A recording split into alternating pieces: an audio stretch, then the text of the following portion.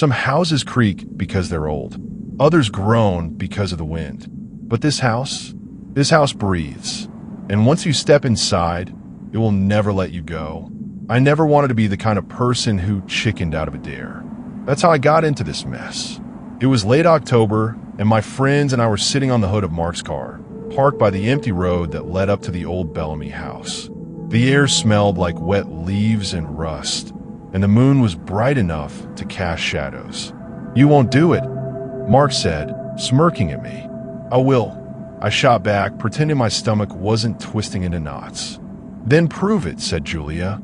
She had her phone out, already recording. The Bellamy House stood at the end of the cracked asphalt road, half hidden by black trees. No lights, no curtains, no signs of life. Everyone in town knew the stories. People who went in and never came back. Others who came out changed, whispering nonsense, refusing to talk about what they'd seen. I'd heard all the rumors. The place was cursed, haunted, alive. But when you're 17 and your friends are watching, you don't admit fear. "I'll spend the night," I said. They all laughed, half in disbelief, half in excitement. I wished I hadn't said at the moment the words left my mouth. The house looked even worse up close. The wood was gray and warped, the windows like black eyes staring out at the road. The front steps sagged like a mouth missing teeth. But what got me most was the sign. A wooden board hung crooked above the door. The paint so faded it was barely legible. Still, I could read the word. Welcome. It wasn't cheerful. It wasn't warm.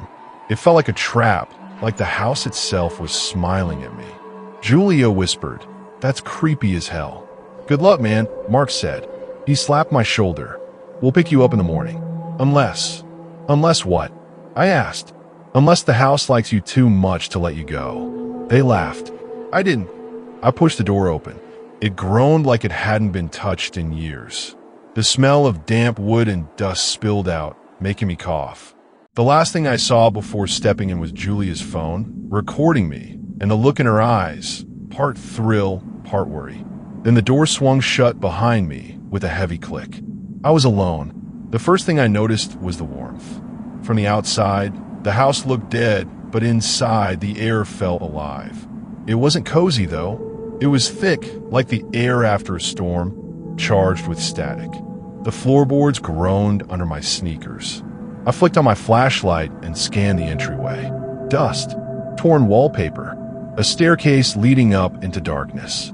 Something strange caught my eye. The chandelier above me swayed gently, as if someone had just brushed past it. But there was no draft. I told myself it was just my imagination. The house seemed to want me to move forward. Every time I hesitated, I swore I heard faint whispers nudging me along. I walked through the parlor, past a fireplace filled with ash that looked fresh, though no one had lived here for decades. My light caught picture frames on the walls, but the faces in them were smudged, warped, like someone had blurred them out. And then came the first door. It swung open before I touched it. The smell of lavender drifted out, faint and sweet. A bed stood in the middle of the room, perfectly made, sheets crisp, as though someone had just prepared it for me. I froze. The house wanted me to stay. I should have left right then, but when I turned back toward the door, it was closed. I didn't remember shutting it. When I reached for the knob, it wouldn't turn. I swallowed hard and sat on the edge of the bed. The mattress sank under my weight, groaning like something deep inside it was shifting. I told myself it was just an old house. Wood warped, metal rusted, doors stuck. But then I heard it, breathing. Not mine, not human. Slow, steady like the inhale and exhale of walls themselves. I sat frozen for hours, gripping my flashlight, waiting for dawn. But dawn never came. When I checked my phone, it was 3:12 a.m. When I checked again, hours later, it was still 3:12 a.m. Time wasn't moving. And that's when the whispers began. At first they were faint like wind through cracks. But the longer I listened, the clearer they became. "Stay," they whispered. "Stay with us." I pressed my ear to the wall, heart hammering. The whispers grew louder. I could hear dozens of voices layered over each other. Some are crying, some are laughing, Some are begging, "Help me. Don't leave. Stay forever." I stumbled back, flashlight shaking in my hand. Then the wallpaper shifted. I thought I was hallucinating, but I swear I saw faces pushing through it, mouths open in silent screams, eyes wide with terror. The house wasn't empty. The house was full of everyone who had ever come inside. I bolted for the door, and this time it opened. I sprinted into the hallway, lungs burning. The front door was just ahead. My hand shook as I grabbed the knob. Locked. I yanked, twisted, slammed my shoulder into it, but it wouldn't budge. Behind me, the whispers grew louder, crawling up my spine. The chandelier swayed again, violently this time. Dust rained down from the ceiling, and then the stairs groaned. I turned, and I swear I saw movement at the top. A shadow, tall and thin, stretched unnaturally across the wall. "Stay," it whispered. But this time, it wasn't just in my head. The sound came from the stairs themselves, with straining like vocal cords. I backed away, but my feet carried me upward. Each step seemed to pull at me, dragging me higher, like the house wanted to show me something. Upstairs, the air was heavier. Each breath felt like breathing through wet cloth. I opened the first door on the left. It was a kitchen. Pots hung neatly, a kettle steamed on the stove. But when I blinked, it was gone. The room was rotting, the kettle rusted through, the smell of rot choking me. I slammed the door and opened another. A nursery, rocking horse in the corner. A cradle that moved back and forth on its own. Inside the cradle was a doll. Its porcelain face was cracked, eyes missing. And then the doll turned its head toward me. I ran. Every door led somewhere worse. A bathroom with water running red from the faucet. A library where books screamed when I touched them. A dining room where plates were set, but the food was writhing with maggots. The house wasn't showing me rooms.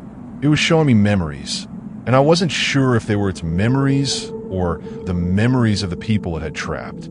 Eventually, I found myself in the attic. It was almost empty except for a single mirror. When I stepped closer, my reflection didn't move. It just stared at me, eyes black, mouth curled into a grin I wasn't making. "You can't leave," it said. My heart stopped. "What?" I whispered. The reflection tilted its head. "Because you're already part of us." And then the glass rippled. I stumbled back, but the reflection reached out, pressing its hand against the inside of the mirror. My skin crawled. The whispers rose into a scream, shaking the walls, rattling the floorboards. Faces pushed from every surface, mouths wide. The house didn't want me to stay. The house needed me too. I don't remember how long I've been here. Days, weeks, maybe years. Time doesn't move in the Bellamy House. I walk the halls and hear the whispers. Sometimes I hear my friend calling my name, faintly from outside. I scream back, but they never hear me. The doors lead to nowhere now. The windows show only darkness. And sometimes when I touch the wallpaper, I feel skin. Warm, pulsing. I try to fight it, tried to resist. But the longer I stay, the heavier I become, like the house is filling me with itself. I see it happening in the mirror. My reflection is changing. My skin is fading, blending into the walls. I am becoming one of them, one of the whispers. If you're reading this, it means the house let me write it down. Maybe it wants more people. Maybe it's hungry again. So listen to me. If you ever see the Bellamy House, if you ever see that faded white sign that says welcome, turn around. Don't go inside. Don't even stop to look, because the house is waiting. And once it sees you, it will never forget. Back and index pointing right if this story sent chills down your spine. Make sure to like, share, and subscribe to Nightling for more terrifying true-style horror stories every week. Your support keeps the nightmares alive and keeps me writing from the inside.